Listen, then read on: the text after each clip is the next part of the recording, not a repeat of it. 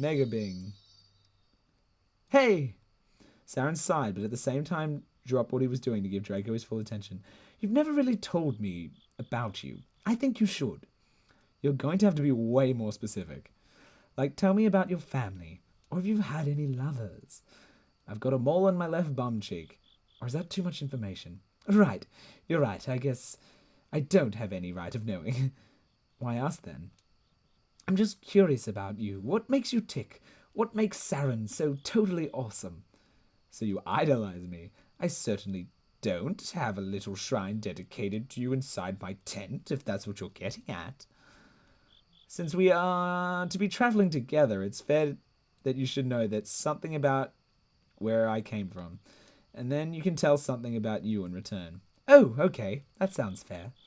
Saren proceeded to tell Draco about how he was a slave to the Amazons in the Citadel, but how he trained younglings in the training grounds, about the provings, and about how he was born from an Amazon mother and an Empire soldier. Wow, you're like me. Pardon? I'm half and half, like you. Saren had never considered himself a hybrid, since he was so readily dismissed from being an Amazon. But it was true. He was born as half Amazon, if men could be such. I knew I was drawn to you for a reason. So was your mother an elf or a human? She was an elf. My father was a merchant from Lothar, so he travelled around the forest a lot. They met. You know how it goes. Saren could detect that the story did not end there, as Draco's eyes drifted away and his carefree demeanour disappeared. Their love was not accepted, was it? An elf with a human. You can't get more star-crossed than that. Still, my folks knew what they would face, but they fell in love anyway. Had me. Huzzah! Draco tried to chuckle, but this was too serious a subject for Saren. You said your earliest memories were being an orphan in a magic academy. What happened to your parents? He finally frowned. They tried to pretend they were a real family. They lived in Lothar until they found out my mum was an elf, and locked her up and took me away from my dad. At least, that's what I've been told, or what I've found out on my own. I know what you're thinking. They're out there somewhere and I should find them, right?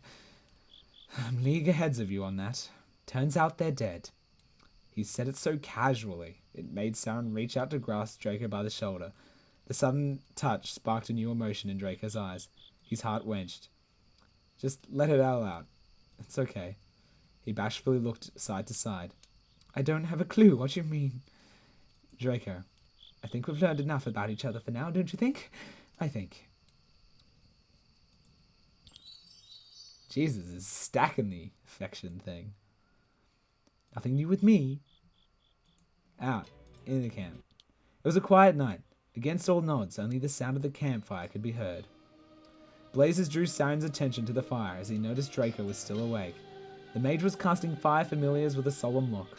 A firebird danced before him, and then pecked at his nose.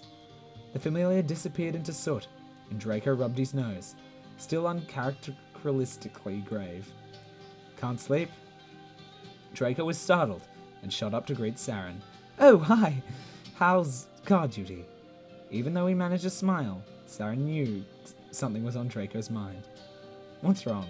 You can tell me. He laughed and shuffled his feet. You can always see right through me. You're right. I'm just worried. Saren walked closer to him without even thinking. You're thinking about the battle ahead. With Faust. Yes, all that. We're strong and we have a strong army. Oh, we have strong... It's not that. I know we're in great shape, it's just... I've heard about bad things about battling Faust. Whatever he has in store for us, we'll beat it. What if we can't? He met eyes with Saren, as if he was trying to tell him something. Saren couldn't decode it. He was too struck by the feeling in the pit of his stomach from just looking at Draco like this. He wanted to be strong for everyone, and definitely for Loren, but at the end of the day, under the stars by this campfire, he wanted to be strong for Draco, and it wasn't enough anymore. Draco was terrified for a future that he sure was going to dawn. Nothing is going to happen to us. Can you promise that, huh? You can't. You don't know. I promise. You can't. Yes, I can. No! Saren reached out and grabbed Draco by the shoulders. Let me just promise to you. Their throats went dry and neither said anything. They just stared at each other. face to face. A stray tear escaped from the fire mage. Saren's confidence was stolen. Draco. He was so sure that something bad was going to happen. Draco couldn't even muster a smile this time. And he could always smile. Saren had told himself that he had to be strong, and remain strong, even in the dark cloud of the future was now upon him too. Everything will be okay. I promise. Draco's eyes moved between his. In one move, Saren wiped Draco's cheek dry and slid his hand into his blonde hair. You could feel Draco freeze at the intimate touch, and even Saren himself went rigid from realizing how he wanted to do that. Every forced smile that Draco gave him, every look that masked the pain underneath, Saren had wanted to bring the half-elf crashing towards him and showing him he wasn't alone. Sanga's fingertips rushed against Draco's pointed ear as he pushed the blonde's locks behind it, revealing his lineage. You should wear your ears like this. He pulled back from the mage's face, feeling his stomach tighten as he did. Draco visibly choked back emotion. It's cute. Draco gritted his teeth as if trying to hold back even more tears. Draco couldn't hold back any longer and fled to his tent for solitude. Saren stood in the same spot for a long time. So much doubt had just been cast on him. What did Draco know about the upcoming battle that broke him so uncompletely? When he had the two of them reached a point so they cared so very much about losing one another. And what did that mean? Saren could not shake Draco's image from his mind all night. Goodness me. Nothing's new with me. Oh, it's quite obviously something is. Right, off to do Draco's mission. Saren found Draco in a camp to remind him that he was going to leave for Horus soon. Instead, he found Draco's twin sister? How do I look? Am I a pretty piece of work or what? No, it was only Draco with 2 apples in his top and a flower in his hair. We're not going anywhere with you looking like that. It's my disguise. An apple slipped down and out of his robes, leaving him with only one. No. Well, what else can I do? You already said no to the mustache. I've said no to you coming with me, period. But I want to. You asked me to do this because you couldn't. What's the point of you come too? You don't need me to go, do you? Don't you? Yes, that's why I'm going with the disguise. Saren plucked the flower out of Draco's hair and the mage pouted harder. I'm leaving now. Saren turned and left the sulking mage at the camp. He crossed the plains to reach Horus, an imperial city of magic. The Magic Academy was the centerpiece of the city, and the seat of power for its leaders. As Saren walked through the streets, he saw how much the city had come to depend on magic. Everyday objects were animated, signs were glittering, and the potion shops were on every corner. Saren pushed through the city and into the grand halls of the Magic Academy. Wizards of all ages were walking with haste to their destinations. After a moment of awe, Saren approached an ebony desk to get oriented. Excuse me, I'm here on behalf of a mage that used to attend here. I need to collect his belongings. Their name? Draco Firestarter. Wizard. Wizard stopped what they were doing and stared at Saren like he was from another world. And you are... his cousin. The wizard continued to gawk at him. That won't be a problem, will it? Just a second, please. Saren was abandoned at the desk as the wizard rushed off down the hall to get someone. Excuse me, but did you say Draco Firestarter? Saren turned around and almost had a heart attack. Draco? Pish posh, I'm his uncle. I said don't come, and that disguise is awful. You'll be spotted. Long beards are the style now.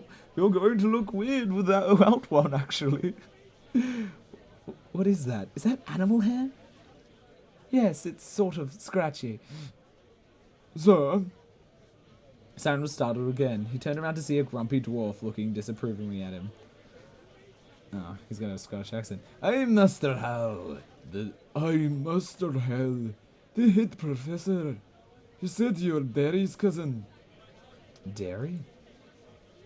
And you, is that? His uncle, I mean, my father. My father. Draco averted his eyes and looked around the room as Master Hal inspected him. We went to Ariad's family. Or at least, family that was willing to admit it. Tell me about it. That guy is a total loser. Draco elbowed Saren secretly. Let's see. Follow me. Hal guided them through the halls. Open doors revealed young magicians practicing alchemy and chanting spells.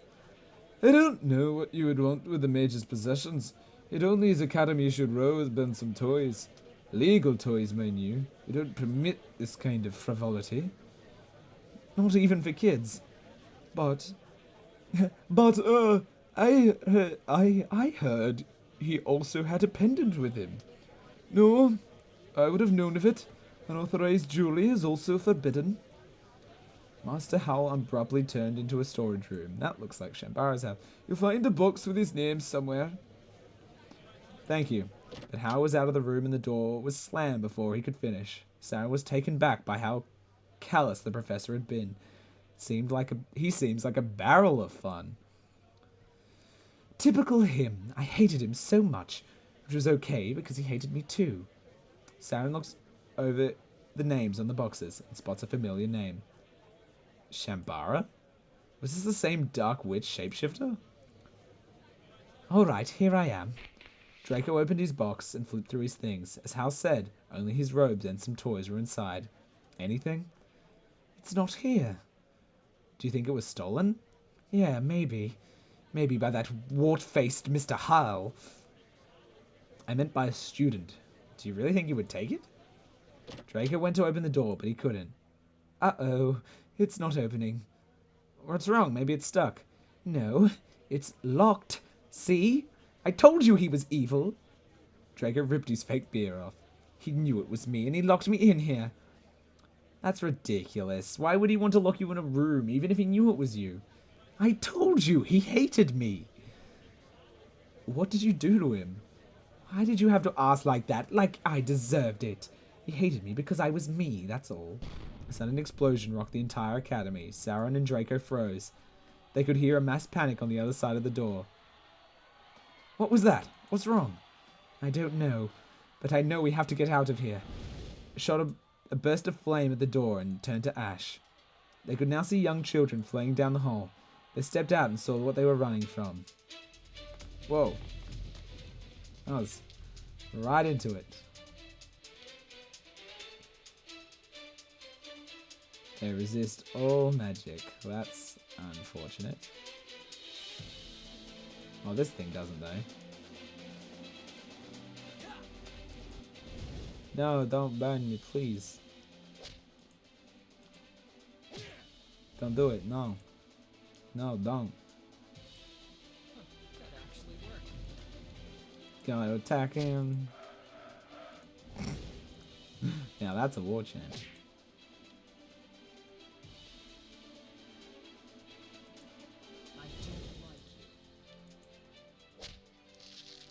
No, don't eat Draco. Don't eat him. Well, that's irritating.